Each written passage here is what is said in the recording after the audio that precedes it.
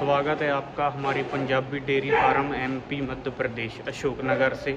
आज हम बात करते हैं पशु लेते टाइम हमें किन किन बातों का ध्यान रखना है, पशु कैसे ख़रीदना है, उसमें क्या क्या क्वालिटी देखना है। तो चलिए आपको बताते हैं।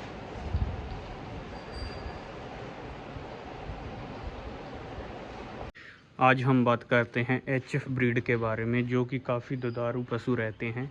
इनकी सबसे पहली बात तो देखिए, ये जो रीढ़ की हड्डी है, इसको देखा जाए तो ये बिल्कुल प्रॉपर सीधी रहती है।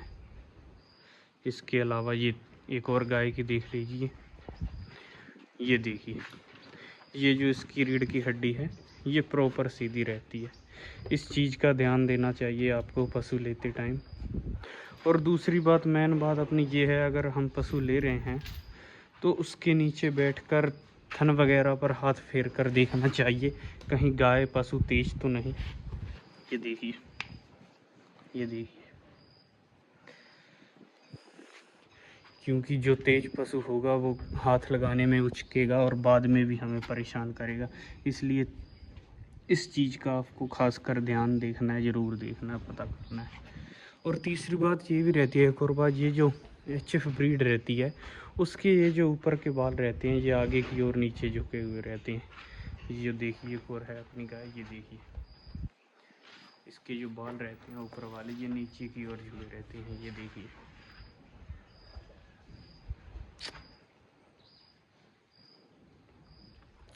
और चलिए आपको एक और चीज़ बताते हैं। अगर आप एचएफ ब्रीड लेते हैं गाय, ये दुधारू पशु तो है, पर इसके अलावा आपको खासकर एक ये इस चीज़ का ज़रूर ध्यान देना है। पहली बात तो मेरे ख्याल से आपको 20-22 लीटर से ज़्यादा दूध वाली गाय नहीं लेना है अपने मध्य प्रदेश में। अगर आप ज़्यादा गाय दूध वाली लेते हैं तो ये देखिए, इस गाय के नीचे 40 लीटर दूध था, जो कि अब सिर्फ 9 लीटर दे रही है, और वो भी एक थन में से। दिक्कत ये थी, जब ये गाय ब्याने वाली होती थी, ये जिसका एन है, जो सूजन ज़्यादा आ जाती थी और थन भी ज़्यादा लंबे थे जो नीचे ज़्यादा लटक जाते थे। और जब भी ये गाय उठती थी, उठने बैठने में ये अपने ही पैर से अपने थन काट लेती थी। ये थन भी काट लिया था, जो कि इसे बचा तो लिया, पर फिर भी इसमें दूध 8-9 लीटर है। और बाकी तीनों थन इसके अलावा ख़राब हैं। ये देखिए,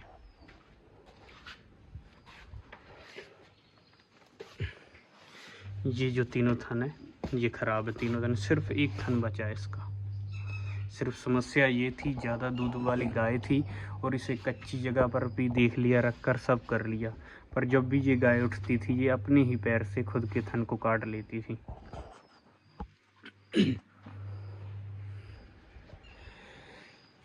और एक मेन पॉइंट बात ये भी रहता है कि जो भी गाय खरीदते हैं हमें नाखून ज़रूर देखना चाहिए कि नाखून वगैरह सही हैं या सूजन तो नहीं है। इस गाय में दिक्कत है, इसके नाखून हमने पहले भी काटे हैं, अब फिर बढ़ चुके हैं, अब फिर काटने पड़ेंगे। इनमें पानी वगैरह से ये नाखून साफ़ करते रहना चाहिए, क्योंकि ये जो कचरे से है इन्फेक्शन होता है और उससे ये सूजन आती है और गाय को चलने में, उठने में, बैठने में काफ़ी दिक्कत आती है और इंजेक्शन वगैरह से जल्दी इसका आराम नहीं मिलता।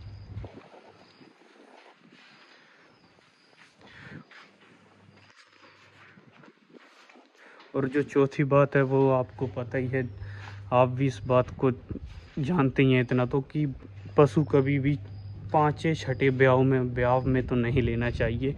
पशु हमेशा दूसरे, पहले, तीसरे ब्याव में लेना चाहिए, क्योंकि जो पशु 5-6 ब्याव का है वो कभी सही दूध नहीं निकालेगा। इसलिए इन चीज़ों का खासकर ध्यान देना है।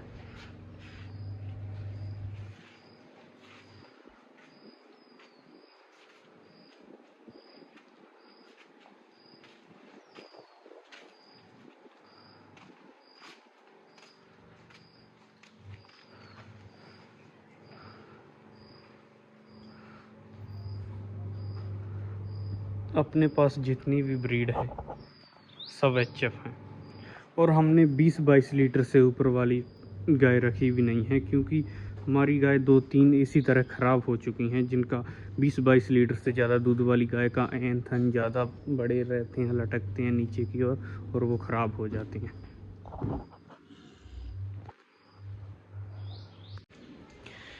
तो ये हम अपने दूसरे फार्म में आ गए हैं।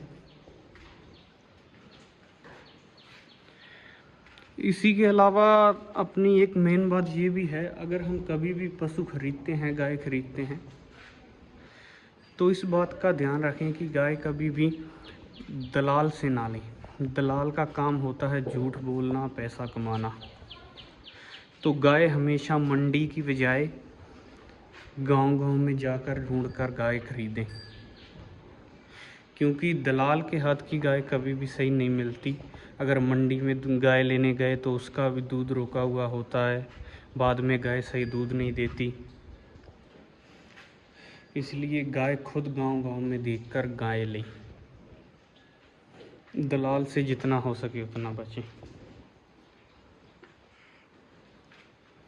और जैसे मैंने बोला था, पशुओं में साफ़ सफाई, जैसे कि ये पैरों में सफाई रखें, क्योंकि इससे इनमें इन्फेक्शन नहीं होगा और ये सूजन नहीं आएगी। इस चीज़ का खासकर ध्यान रखें। अगर आप पशु पालते हैं तो इस चीज़ का बिल्कुल ध्यान रखें।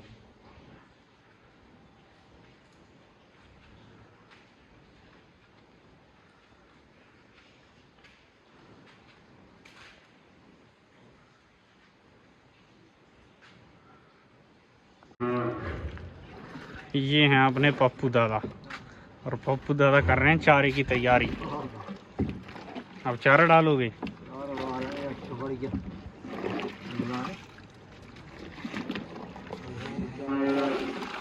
खर काय की है? चुनी आओ, सरसों वाली, सरसों की खल और चने की चुनी, है ना? ठीक है।